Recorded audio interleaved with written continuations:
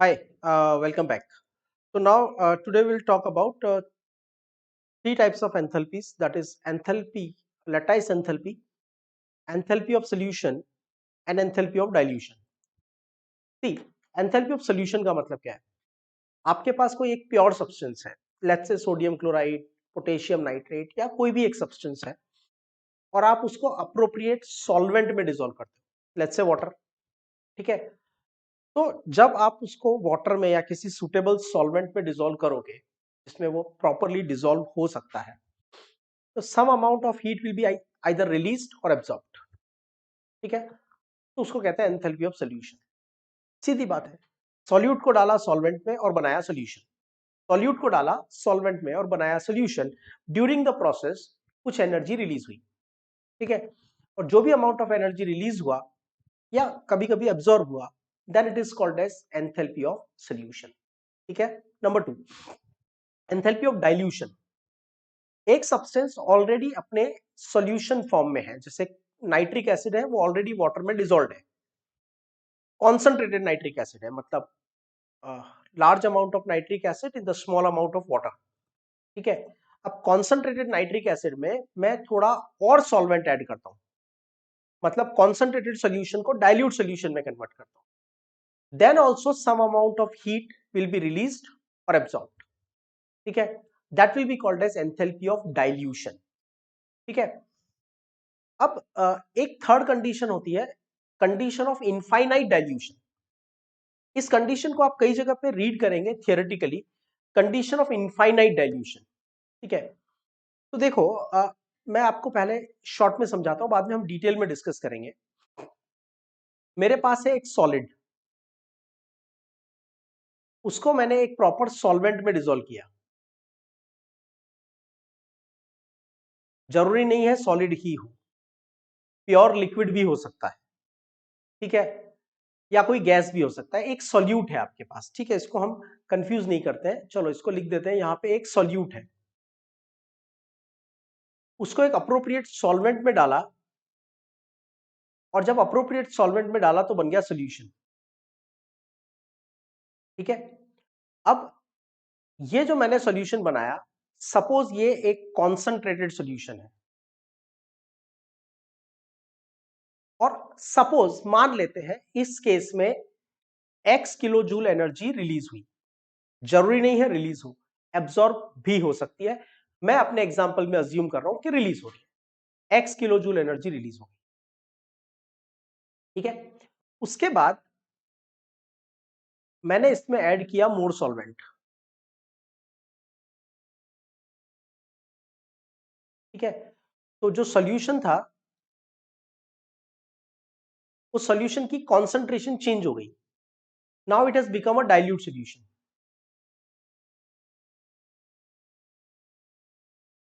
ठीक है? Let's say इसमें y kilo joule heat release हुई, ठीक है? तो ये जो y किलो जूल है, जब मैंने कॉन्सेंट्रेटेड सॉल्यूशन से डाइल्यूट सॉल्यूशन बनाया, ऑलरेडी सॉल्यूशन था, उसको डाइल्यूट किया, तो जो हीट रिलीज हुई इसको हम बोलेंगे एंथैल्पी ऑफ डाइल्यूशन, ठीक है? This is called as enthalpy of dilution, ठीक है? अब some more solvent added,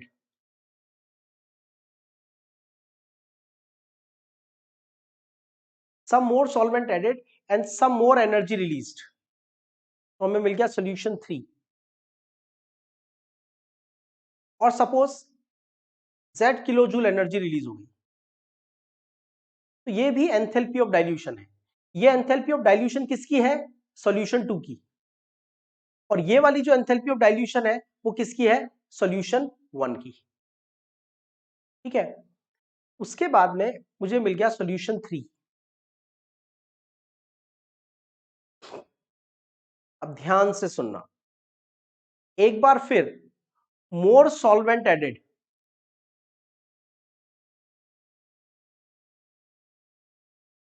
हमने क्या देखा था? जब एक्स्ट्रा सॉल्वेंट ऐड किया, एनर्जी रिलीज हुई, फिर एक्स्ट्रा सॉल्वेंट ऐड किया, फिर एनर्जी रिलीज हुई। तो हम ये सोच रहे हैं कि और सॉल्वेंट डालेंगे तो शायद थोड़ी और एनर्जी रिलीज होगी, बट एंथैल्पी चेंज आया 0।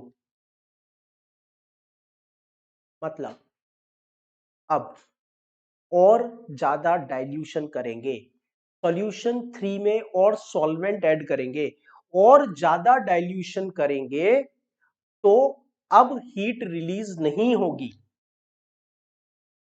इसे कहते हैं कंडीशन ऑफ इनफाइनाइट डाइल्यूशन। मतलब सॉल्यूशन 3 अपनी इनफाइनाइट डाइल्यूशन की कंडीशन में है। ठीक है, आगे बात समझ में। इनफाइनाइट डाइल्यूशन क्या होता है? ऐसी कंडीशन जब और ज्यादा सॉल्वेंट ऐड करने के बाद more amount of heat will not be released. तो मैं इसको मेंशन कर देता हूं। इनफाइनाइट डाइल्यूशन, इनफाइनाइट डाइल्यूशन का मतलब है enthalpy change 0 on addition of solvent.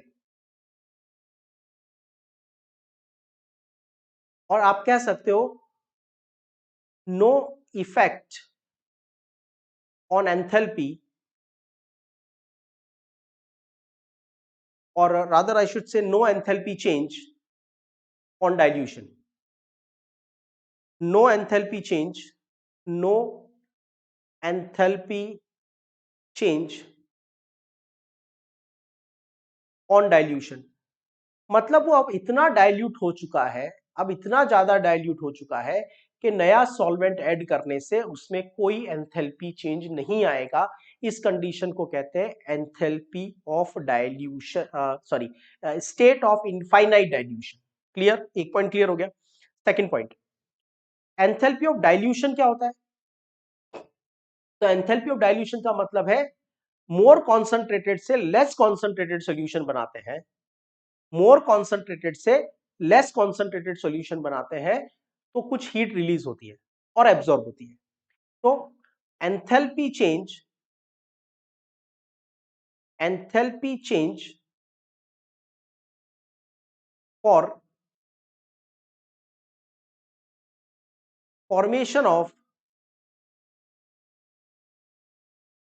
Less concentrated solution, less concentrated solution from more concentrated solution is called as enthalpy of dilution। ठीक है, दो कंडीशन समझ में आ गई। इनफाइनाइट डाइल्यूशन का मतलब है जब सॉल्यूशन के अंदर और सॉल्वेंट डालते हैं तो एंथैल्पी में कोई चेंज नहीं होता। सॉल्यूशन के अंदर और ज्यादा सॉल्वेंट ऐड करते हैं तो एंथैल्पी में कोई चेंज नहीं होता। मतलब ये कंडीशन इनफाइनाइट डाइल्यूशन की कंडीशन। जब लेस कॉन्सेंट्रेटेड से, सॉरी, मोर कॉन्सेंट्रेटेड से लेस कॉन्सेंट्रेटेड सॉल्यूशन बनाते हैं तो कुछ हीट रिलीज होती है, उसको कहते हैं एंथैल्पी ऑफ डाइल्यूशन। ठीक है, अब सुनो। प्योर सॉल्वेंट से इनफाइनाइट डाइल्यूटेड सॉल्यूशन बना रहा, pure sodium chloride solid, pure solvent से इनफाइनाइट डाइल्यूटेड सॉल्यूशन बनाया। ठीक है, मतलब सोडियम क्लोराइड लिया, थोड़ा वाटर ऐड किया, थोड़ी हीट रिलीज हुई, फिर और वाटर ऐड किया और हीट रिलीज हुई, फिर और वाटर ऐड किया और हीट रिलीज हुई, फिर और वाटर ऐड किया लेकिन आपको हीट रिलीज नहीं हुई, मतलब इनफाइनाइट डाइल्यूटेड सॉल्यूशन बन गया। तो प्योर सब्सटेंस से इनफाइनाइट डाइल्यूटेड सॉल्यूशन बनाने में जो टोटल एनर्जी चेंज हुआ, टोटल एंथैल्पी चेंज हुआ, उसको बोलते हैं enthalpy of solution. Right? So we can say from pure solute to infinite diluted solution, enthalpy change is called enthalpy of solution। समझ में आ गई बात? ठीक है, तो देखो मेरी बात सुनो। आपने सोडियम क्लोराइड लिया, उसमें थोड़ा वाटर डाला और x kilo joule heat release हुई, तो क्या आप इसको एंथैल्पी ऑफ सॉल्यूशन बोलोगे क्या? आपने प्योर सोडियम क्लोराइड लिया, उसमें वाटर ऐड किया, थोड़ा सॉल्यूशन बनाया, सपोज थोड़ी एनर्जी एब्जॉर्ब हुई या रिलीज हुई, व्हाटएवर, तो जो रिलीज और एब्जॉर्ब होने वाली एनर्जी, क्या उसको एंथैल्पी ऑफ सॉल्यूशन बोलोगे क्या? नहीं बोलोगे। क्यों? क्योंकि अभी तक वो सॉल्यूशन इनफाइनाइट डाइल्यूटेड नहीं है। आप उसमें थोड़ा और वाटर ऐड करो, थोड़ा और वाटर ऐड करो, जब तक वाटर ऐड करेंगे जब तक कि release of more amount of heat will not take place, more enthalpy change will not take place. अब वाटर डालने का कोई इफेक्ट होना बंद हो जाएगा, ठीक है, तब तक हम वाटर ऐड करते रहेंगे। और इस पूरे प्रोसेस में प्योर से लेके और इनफाइनाइट डाइल्यूटेड बनने तक जो टोटल एनर्जी रिलीज हुई, पहले कितनी रिलीज हुई x, फिर कितनी रिलीज हुई y, फिर कितनी रिलीज हुई z, ये जो टोटल है इसको कहेंगे एंथैल्पी ऑफ सॉल्यूशन। आ गई बात समझ में? ठीक है, तो इन टर्मिनोलॉजी को सुन के कंफ्यूज मत होना। वैसे डेफिनेशंस बहुत सिंपल है, लेकिन आपके क्लैरिटी होनी चाहिए। डाइल्यूशन का मतलब है ऑलरेडी सॉल्यूशन है, थोड़ा सॉल्वेंट और डाला, दैट इज डाइल्यूशन। जो भी एनर्जी एक्सचेंज हुई that is enthalpy of dilution. Already solution है और सॉल्वेंट डाला, कोई इफेक्ट नहीं हुआ, कोई एंथैल्पी चेंज नहीं हुआ, मतलब जो पहले सॉल्यूशन लिया था वो इनफाइनाइटली डाइल्यूटेड था, इसलिए नए सॉल्वेंट ऐड करने का उस पर कोई इफेक्ट नहीं हुआ। ठीक है। थर्ड, प्योर सब्सटेंस था, थोड़ा सॉल्वेंट ऐड किया, सपोज सपोज हीट एब्जॉर्ब, थोड़ा और सॉल्वेंट ऐड किया, हीट एब्जॉर्ब, थोड़ा और सॉल्वेंट ऐड किया, हीट एब्जॉर्ब, थोड़ा और सॉल्वेंट ऐड किया, नो हीट चेंज। तो जो पूरे प्रोसेस में पहली बार से लेके आखिरी बार तक सॉल्वेंट ऐड करने में जो टोटल एनर्जी चेंज हुआ उसको कहेंगे एंथैल्पी ऑफ सॉल्यूशन। समझ में आ गई बात? तो this is about the enthalpy of solution. ठीक है, नाउ लेटाइस एंथैल्पी क्या होती है? देखो, जब कोई क्रिस्टल बनता है, लेट्स से कैल्शियम क्लोराइड का क्रिस्टल बना, तो थियोरेटिकली हम क्या बोलते हैं, कैल्शियम +2 के गैसियस आयंस और 2 मोल क्लोराइड के गैसियस आयंस पास में आए, ठीक है, और जब ये गैसियस आयंस पास में आए तो कैल्शियम ने क्लोराइड को अट्रैक्ट किया और एक क्रिस्टल बना लिया। ठीक है, तो इस पूरे प्रोसेस में जो एंथैल्पी चेंज होगा उसको बोलेंगे लेटाइस एंथैल्पी।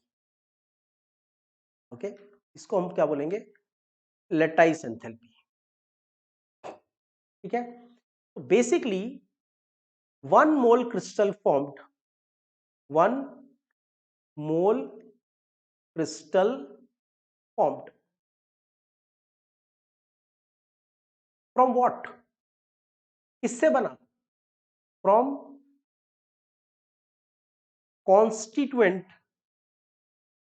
Gaseous ions. इसके कॉन्स्टिट्यूएंट आयन क्या है? Calcium +2 and chloride. In constituent ions, in constituent gaseous ion से सॉलिड क्रिस्टल बना, इसमें जो भी एंथैल्पी चेंज होता है that is called lattice enthalpy. ठीक है, लेटाइस एंथैल्पी का साइन क्या होगा, पॉजिटिव या नेगेटिव? देखो, अगर मैं इस तरह से डिफाइन करता हूं तो लेटाइस एंथैल्पी हमेशा नेगेटिव होगी। व्हाई? बिकॉज कैटायन एनायन को अट्रैक्ट करेगा, कैटायन एनायन को अट्रैक्ट करेगा तो एनर्जी कम होगी, सिस्टम की एनर्जी कम होगी, मतलब एनर्जी रिलीज हो जाएगी। तो अगर मैं कहता हूं लेटाइस एंथैल्पी नेगेटिव है, इसका मतलब मैं क्रिस्टल के फॉर्मेशन की बात कर रहा हूं। सपोज मेरे पास है A+N गैसियस आयन और दूसरा है B-M गैसियस आयन, और इससे बनता है AMBN आयन। AmBn आयन बनता है, सॉरी क्रिस्टल बनता है सॉलिड। और इसमें जो एनर्जी रिलीज होगी मैं उसको बोलूंगा लेटाइस एंथैल्पी। सपोज वो लेटाइस एंथैल्पी है -100 किलो जूल पर मोल। अब मैं इसका रिवर्स भी कर सकता हूं। रिवर्स मतलब मैंने लिया 1 मोल क्रिस्टल, क्या लिया? 1 मोल क्रिस्टल, 1 मोल आयोनिक क्रिस्टल लिया, और 1 मोल आयोनिक क्रिस्टल को हीट किया, और तब तक हीट किया जब तक वो अपने कॉन्स्टिट्यूएंट गैसियस आयंस में कन्वर्ट नहीं हो जाता।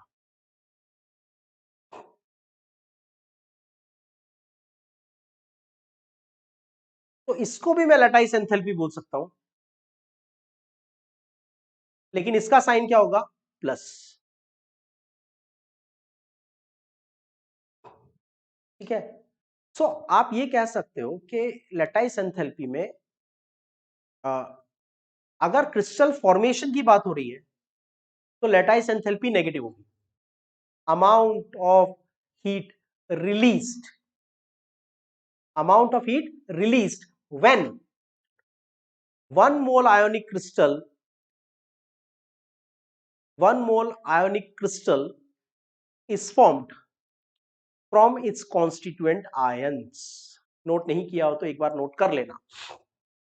amount of heat released double underline, amount of heat released when 1 mole ionic crystal is formed, double underline, formed from its constituent gaseous ions is called lattice enthalpy। Reverse कर दो, इस reaction को reverse कर दो, तो हम क्या बोलेंगे? Amount of heat required, release नहीं, रिक्वायर्ड टू ब्रेक, फॉर्म की जगह क्या आ जाएगा? Break 1 mole ionic crystal into its constituent ions. तो अगर क्रिस्टल को आयन में ब्रेक करेंगे तो लेटाइस एंथैल्पी प्लस होगी, और गैसियस आयन से क्रिस्टल बनाएंगे तो लेटाइस एंथैल्पी माइनस होगी, लेकिन उसका मैग्नीट्यूड सेम रहेगा। ठीक है, 100 ठीक है। Now the enthalpy change that takes place when 1 mole of the solid ionic crystal forms from its constituent gaseous ions, जैसे sodium plus chloride, sodium gaseous ions plus chloride gaseous ions give sodium chloride solid, और enthalpy change कितना होता है? -788 kilo joule per मोल। इसका मतलब जब 1 मोल Na plus ions 1 मोल Cl minus को attract करते हैं और 1 मोल NaCl क्रिस्टल बनाते हैं तो 788 किलो जूल हीट रिलीज होती है। अगर मैं इसको उल्टा करके लिखूंगा तो sodium chloride solid gives Na plus gaseous ions and Cl minus gaseous ions, तो क्या हो जाएगा? तो लेटाइस एंथैल्पी हो जाएगी प्लस 788 किलो जूल पर मोल। ठीक है, तो लेटाइस एंथैल्पी इज डिफाइंड एक्सोथर्मिकली। अगर एक्सोथर्मिकली डिफाइन कर रहे हैं इसका मतलब फॉर्मेशन ऑफ क्रिस्टल की बात हो रही है, फॉर्मेशन ऑफ क्रिस्टल की बात हो रही है। नॉर्मली फॉर्मेशन के रेस्पेक्ट में ही बात की जाती है, इसलिए मोस्ट ऑफ द टाइम आपको लेटाइस एंथैल्पी माइनस में ही मिलेगी। अगर कभी लेटाइस एंथैल्पी प्लस में दी हुई है तो कंफ्यूज मत होना, वैल्यू वही रहेगी, लेकिन वहां फॉर्मेशन की जगह डिफाइन किस टर्म में किया होगा? ब्रेक के रेस्पेक्ट में किया होगा। लेकिन अगर आपसे कोई डेफिनेशन पूछे, आपको बोले कि डिफाइन करो, तो आप ये वाला डेफिनेशन यूज करोगे। 1 mole ionic crystal formed from its constituent gaseous ions, whatever the amount of heat released or absorbed, sorry, whatever the amount of heat is released is called as lattice enthalpy। अब जितना ज्यादा इनमें attraction होगा उतनी ज्यादा energy release होगी। इसका मतलब मैं एक पॉइंट लिख सकता हूं, more negative lattice enthalpy is equal to more stable crystal. जितनी ज्यादा नेगेटिव एंथैल्पी होगी, इसका मतलब आयंस ने उतना ही ज्यादा एक दूसरे को अट्रैक्ट किया हुआ है। ठीक है, देखो मैं कहता हूं आपके पास एक क्रिस्टल है जिसकी लेटाइस एंथैल्पी -100 और दूसरी -1000 है। अब बताओ कौन सा ज्यादा स्टेबल होगा? तो ऑब्वियसली ये वाला ज्यादा स्टेबल होगा। अब इसको दूसरे रेस्पेक्ट में समझो। मैं पहले वाले क्रिस्टल को जब ब्रेक करता हूं, जब बना था तो कितनी एनर्जी रिलीज की थी? 100। तो जब ब्रेक करूंगा तो कितनी एनर्जी प्रोवाइड करनी पड़ेगी? ओनली 100 + 100। दूसरा वाला क्रिस्टल जब बना था तो एनर्जी कितनी रिलीज हुई थी? 1000। तो जब ब्रेक करोगे तो कितनी प्रोवाइड करनी पड़ेगी? +1000। मतलब ब्रेक करना ज्यादा डिफिकल्ट है। पहले वाला तो ब्रेक हो गया था 100 किलो जूल से, दूसरा वाला ब्रेक हो रहा है 1000 किलो जूल से, तो ऑब्वियसली 1000 वाला डिफिकल्ट हुआ। तो जितनी ज्यादा negative electron gain enthalpy sorry lattice enthalpy होती है, उतना ज्यादा स्टेबल क्रिस्टल होता है। राइट। अब लेटाइस एंथैल्पी को फाइंड करने के लिए हमें डायरेक्ट फाइंड नहीं कर सकते। अगर मैं आपसे कहूं कि बताओ ये कंडीशन दी हुई है, calcium +2 gaseous +2 Cl- gaseous CaCl2, बताओ इसकी लेटाइस एंथैल्पी कितनी होगी? तो एक्सपेरिमेंटली इसको फाइंड करना बहुत डिफिकल्ट होता है,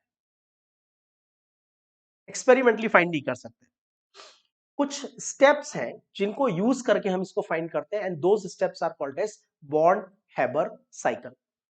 बॉर्न हैबर साइकिल हम नेक्स्ट सेक्शन में पढ़ेंगे। अभी मैं सिर्फ बता रहा हूं आपको कि बॉर्न हैबर साइकिल यूज करके हम लेटाइस एंथैल्पी को थियोरेटिकली फाइंड कर सकते हैं, क्योंकि एक्सपेरिमेंटली फाइंड करना बहुत ज्यादा डिफिकल्ट होता है। तो since it is impossible to determine the lattice enthalpy by experiment, we use an indirect method and we construct an enthalpy change diagram which is called as Born-Haber cycle. तो इस reaction का enthalpy change अगर मुझे find करना है तो exactly इस reaction को करके, प्रैक्टिकली इस रिएक्शन को करके ये एंथैल्पी चेंज कैलकुलेट नहीं किया जा सकता। 1 मोल सोडियम आयन 1 मोल क्लोराइड आयन एक्सपेरिमेंटली लेके, फिर 1 मोल सोडियम क्लोराइड लेके एंथैल्पी चेंज को एक्सपेरिमेंटली फाइंड नहीं कर सकते। तो हम ये जो वैल्यू आती है -788 किलो जूल, ये थियोरेटिकली कैलकुलेट की गई है, और ये थियोरेटिकली कैलकुलेट की गई है by using born Haber cycle. अब आता है enthalpy of hydration. Enthalpy of hydration क्या होता है? हमारे पास कोई पॉजिटिव आयन है गैसियस स्टेट में, या कोई नेगेटिव आयन है गैसियस स्टेट में, उसको हम डिसॉल्व करते हैं वाटर में। अब वाटर क्या है? एक डायपोलर मॉलिक्यूल है, H H, partial positive partial positive partial negative, partial negative partial positive, इस तरह से शो कर सकते हैं। तो जब A+N आयन वाटर में जाता है तो वाटर मॉलिक्यूल अपने नेगेटिव टर्मिनल से इसको इस तरह से कवर कर लेते हैं, they surround it from their negative terminal. ये नेगेटिव टर्मिनल और ये पॉजिटिव टर्मिनल।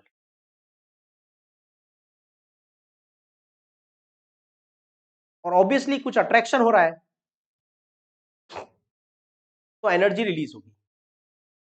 दूसरा कंडीशन, B- आयन भी वाटर में गया तो वाटर इसको भी कवर कर लेगा, water will surround this also, but from positive terminal, by using the positive terminal of water.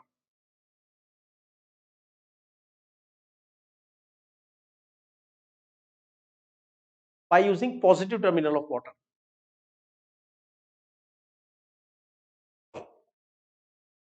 और जब गैसियस आयन से एक्वियस सॉल्यूशन बनता है तो कुछ हीट रिलीज होती है, क्योंकि ऑब्वियसली वाटर और आयन के बीच में अट्रैक्शन हो रहा है। अगर अट्रैक्शन नहीं होता तो वो आयन वाटर में डिसॉल्व ही नहीं होता। तो जब वो अट्रैक्शन होता है तो कुछ हीट रिलीज होती है। और जो हीट रिलीज होती है उसको कहते हैं hydration enthalpy. Okay, so enthalpy of solution, मैंने आपको ऑलरेडी बताया, एक प्योर सब्सटेंस लो, उसमें सॉल्वेंट ऐड करो और तब तक सॉल्वेंट ऐड करो जब तक एंथैल्पी चेंज होना बंद ना हो जाए। जब एंथैल्पी चेंज होना बंद हो जाएगा तो हम कहेंगे इनफाइनाइट डाइल्यूशन की कंडीशन आ गई।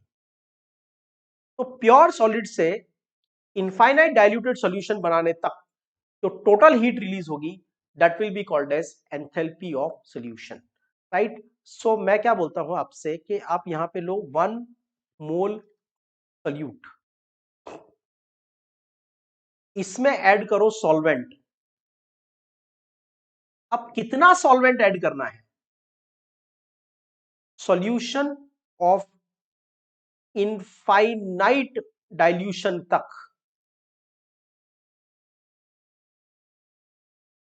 सॉल्यूशन ऑफ इनफाइनाइट डाइल्यूशन बनने तक, मतलब तब तक सॉल्वेंट ऐड करते जाओ जब तक कि एंथैल्पी चेंज होना बंद ना हो जाए, जब तक हीट रिलीज या एब्जॉर्ब होना बंद ना हो जाए। अब और ज्यादा सॉल्वेंट ऐड करने का कोई फर्क ना पड़े, तब तक सॉल्वेंट ऐड करते जाओ, एक्सेस ऑफ सॉल्वेंट ऐड करते, और इस पूरे प्रोसेस में जो भी हीट रिलीज होगी that will be called as enthalpy of solution, right. तो वाटर लिक्विड ऐड किया, एक्वियस सॉल्यूशन बनाया, और ये सॉल्यूशन कौन सा है? इनफाइनाइट डाइल्यूटेड सॉल्यूशन है। सिर्फ थोड़ा वाटर नहीं है इसमें, इसमें इतना ज्यादा एक्सेस वाटर है कि अब अगर और ज्यादा वाटर ऐड करोगे तो एंथैल्पी चेंज पे कोई फर्क नहीं पड़ेगा। तो यहां पे एंथैल्पी ऑफ सॉल्यूशन क्या है?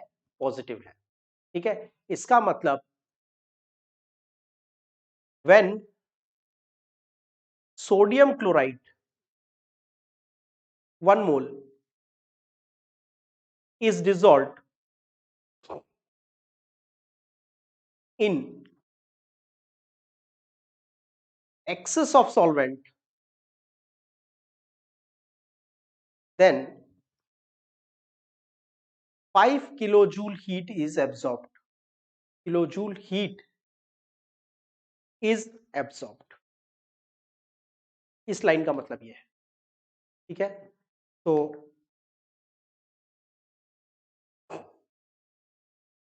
ओके,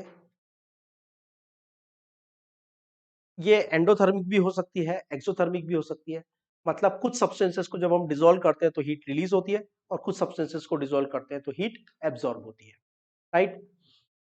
एंथैल्पी ऑफ सॉल्यूशन को कैलकुलेट कैसे किया जाएगा? मतलब इज इट पॉसिबल कि मैं प्रैक्टिकली 1 मोल सोडियम क्लोराइड लूंगा, फिर वाटर में ऐड करूंगा, फिर इनफाइनाइट डाइल्यूशन करूंगा, और फिर ये चेक करूंगा कि 5 किलो जूल एनर्जी ही रिलीज हुई? ये जो मैंने यहां लिखा है कि 5 किलो जूल हीट रिलीज हुई, ये कैसे कैलकुलेट किया होगा? Was it done experimentally? No. क्यों एक्सपेरिमेंटली क्यों नहीं कर सकते? क्या प्रॉब्लम है? 1 मोल सोडियम क्लोराइड लेके वाटर में ही तो ऐड करना है। एक्चुअली क्या होता है, प्रैक्टिकली इनफाइनाइट डाइल्यूशन जैसी कोई कंडीशन नहीं होती, right. Infinite is not acceptable. तो आप एक्सपेरिमेंटली इनफाइनाइट डाइल्यूशन कंडीशन को डिफाइन नहीं कर पाओगे, ठीक है। साइंटिफिकली आप बोल नहीं पाओगे कि इनफाइनाइट डाइल्यूशन हो गया, ठीक है। तो फिर क्या होगा, जब इनफाइनाइट डाइल्यूशन तक आप अचीव ही नहीं कर पाए तो आपका एक्सपेरिमेंट पूरा ही नहीं हो पाया। क्योंकि एक्सपेरिमेंटली तो इनफाइनाइट डाइल्यूशन का मतलब सीधा है, एक्सपेरिमेंटली इनफाइनाइट डाइल्यूशन का मतलब क्या है कि भाई और ज्यादा सॉल्वेंट ऐड किया तो हीट रिलीज होना बंद हो गई। अब और सॉल्वेंट ऐड करने का कोई फर्क नहीं पड़ रहा, और सॉल्वेंट ऐड करने का कोई फर्क नहीं पड़ रहा, तो भाई ठीक है इनफाइनाइट डाइल्यूशन आ गया। पर क्या थियोरेटिकली साइंस में इनफाइनाइट की कंडीशन एक्सेप्टेबल है? नहीं। तो वो आपका एक्सपेरिमेंट साइंटिफिकली एक्सेप्टेबल नहीं होगा। तो हम क्या करते हैं, हम कुछ थियोरेटिकल मेथड्स यूज करके एंथैल्पी ऑफ सॉल्यूशन फाइंड कर लेते हैं, ठीक है। और वो उसके लिए हम यूज करते हैं दो enthalpy, hydration enthalpy plus lattice enthalpy. sum of hydration enthalpy plus lattice enthalpy is called as enthalpy of solution. ठीक है, कैसे, ये फॉर्मूला कहां से आया, कैसे आया, लेट्स डिस्कस दिस, राइट। देखो, मैं एक रिएक्शन लिखता हूं ए, NaCl सॉलिड, ठीक है, और इससे बन गया Na plus gaseous, sorry Na plus, just let me correct it, Na plus aqueous ion, और बन गया Cl माइनस एक्वियस आयन, और ये इनफाइनाइट डाइल्यूटेड सॉल्यूशन बना है। तो इसमें मुझे पता करना है कि एंथैल्पी ऑफ सॉल्यूशन कितनी है। तो मैं एक दूसरी कंडीशन अज्यूम करता हूं कि मैंने सोडियम क्लोराइड सॉलिड को हीट किया,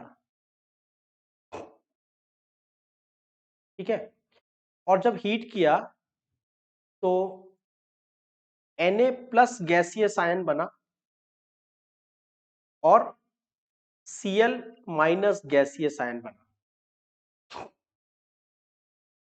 अब आपको मैं एक बात बता देता हूं जो ऑलरेडी हमने डिस्कस किया था, lattice enthalpy of NaCl is minus 766 kilo joule. इसका मतलब जब 1 मोल NaCl बनता है, फॉर्म होता है, तो 766 किलो जूल हीट रिलीज होती है। मैं यहां पे इसको फॉर्म कर रहा हूं क्या? नहीं, मैं इसको ब्रेक कर रहा हूं। तो यहां पे हो जाएगा सेकेंड रिएक्शन की एंथैल्पी हो जाएगी negative of lattice enthalpy. Lattice enthalpy कितनी है? 7 माइनस 766। तो इस रिएक्शन की एंथैल्पी कितनी हो जाएगी? प्लस 766 किलो जूल, ठीक है।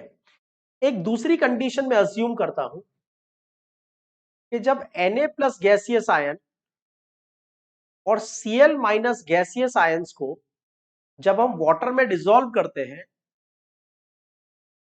तो उनकी जो टोटल हाइड्रेशन एंथैल्पी होती है,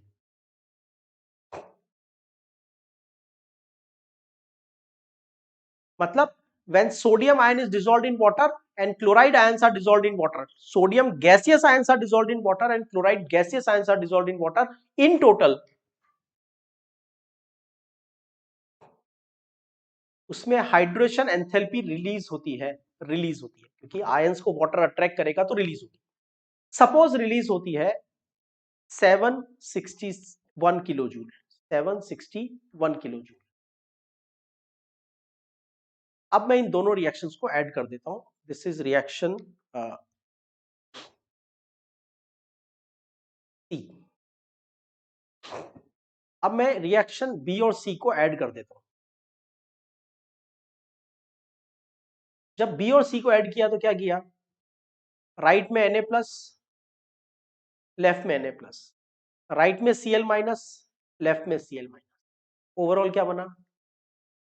NaCl solution gives NaCl solution plus water, NaCl solid, sorry, not solution, NaCl solid plus water gives Na plus aqueous plus Cl minus aqueous। इसका मतलब क्या हुआ? इसका मतलब हुआ reaction A can be theoretically achieved, reaction A can be theoretically achieved by adding reaction B and reaction C। इसका मतलब reaction ए में होने वाला एंथैल्पी चेंज रिएक्शन बी में होने वाले एंथैल्पी चेंज और रिएक्शन सी में होने वाले एंथैल्पी चेंज के बराबर होगा, ठीक है। रिएक्शन बी का एंथैल्पी चेंज किसके इक्वल है? माइनस लैटिस एंथैल्पी के इक्वल है। और रिएक्शन सी में होने वाला एंथैल्पी चेंज किसके इक्वल है? हाइड्रेशन एंथैल्पी के इक्वल है। ठीक है, तो that will become equal to enthalpy of solution. तो ये आ गया minus minus 766 plus 761 minus 761 is equal to plus 5 kilo joule per mole. तो मैंने ए रिएक्शन को प्रैक्टिकली कंडक्ट नहीं किया, मेरे पास बी और सी का थियोरेटिकल डेटा अवेलेबल था, तो रिएक्शन बी और सी को ऐड किया तो मुझे रिएक्शन मिल गई ए। इसका मतलब बी में होने वाला एंथैल्पी चेंज प्लस सी में होने वाला एंथैल्पी चेंज दोनों को ऐड कर दोगे तो आपको रिएक्शन ए में होने वाला एंथैल्पी चेंज मिल जाएगा। रिएक्शन बी में होने वाला एंथैल्पी चेंज किसके इक्वल है? Negative of lattice enthalpy, negative of lattice enthalpy. और रिएक्शन सी में होने वाला एंथैल्पी चेंज किसके इक्वल है? Hydration enthalpy. तो हम ये कह सकते हैं enthalpy of solution, enthalpy of solution is equal to negative of lattice enthalpy plus hydration enthalpy. ठीक है, ये रिलेशन याद रखना। ठीक है, ये न्यूमेरिकल्स में भी हमें हेल्प करेगा। तो NaCl सॉलिड है, पहले मैंने इसको ब्रेक किया 766 किलो जूल हीट प्रोवाइड की। जब 766 किलो जूल हीट प्रोवाइड की तो मुझे मिल गए Na प्लस गैसियस आयन और Cl माइनस गैसियस आयन। फिर मैंने इनको वाटर में डिसॉल्व किया तो 761 किलो जूल हीट रिलीज हुआ। ठीक है, वाटर में डिसॉल्व किया तो क्या बन गया? गैसियस की जगह बन गया एक्वियस, गैसियस की जगह बन गया एक्वियस। तो ये हो गई रिएक्शन बी और ये हो गई reaction C.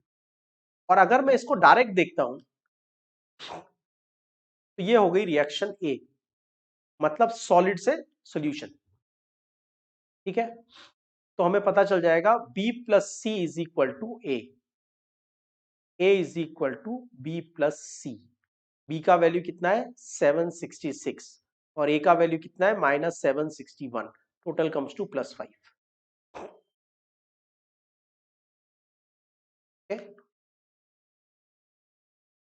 Enthalpy of dilution, तो it is defined as the enthalpy change that occurs when solution of one concentration is diluted to form the solution of other concentrated। मतलब मोर कॉन्सेंट्रेटेड से less concentrated solution बनाया, मतलब already solution है उसमें थोड़ा solvent add किया, already solution है और उसमें थोड़ा सॉल्वेंट ऐड किया, तो उसको कहते हैं एंथैल्पी ऑफ डाइल्यूशन। ठीक है, तो NaCl का कॉन्सेंट्रेटेड सॉल्यूशन था, उससे डाइल्यूट सॉल्यूशन बनाया, तो what ever the heat is being released or may be absorbed, that will be called as enthalpy of dilution. So that is about enthalpy of dilution, enthalpy of solution, lattice enthalpy, hydration enthalpy, conditions of infinite dilution। बहुत सारी important terminology हमने discuss की। Hope आपको previous section बहुत अच्छे से समझ में आया होगा, अदरवाइज उसको एक बार और देखिए, रिपीट कीजिए, कंसेप्ट को एब्जॉर्ब कीजिए। अगले टॉपिक में हम बात करेंगे अबाउट द हैस लॉ। ठीक है, हैस लॉ हम ऑलरेडी अप्लाई कर चुके हैं प्रीवियस टॉपिक में, उसको डिफाइन नहीं किया लेकिन अप्लाई कर दिया। तो प्रीवियस टॉपिक में मैंने किया था reaction B plus C is equal to A, वो हैस लॉ ही है। ठीक है, लेकिन उसको डिटेल में प्रॉपरली समझेंगे with the topic, under the topic called Hess's law. Till then you just clear the concept of lattice enthalpy, gaseous ion से crystal बना lattice enthalpy. Hydration enthalpy, gaseous ion water में dissolve हुआ, hydration enthalpy. Pure solute से infinite diluted solution बनाया, pure solute से infinite diluted solution बनाया, enthalpy of solution. Already solution है उसको थोड़ा डाइल्यूट किया, थोड़ा सॉल्वेंट डाला, एंथैल्पी ऑफ डाइल्यूशन। ठीक है, एक सॉल्यूशन में और सॉल्वेंट डालते हैं लेकिन कोई एंथैल्पी चेंज नहीं होता, इसका मतलब वो सॉल्यूशन ऑलरेडी इनफाइनाइटली डाइल्यूटेड है।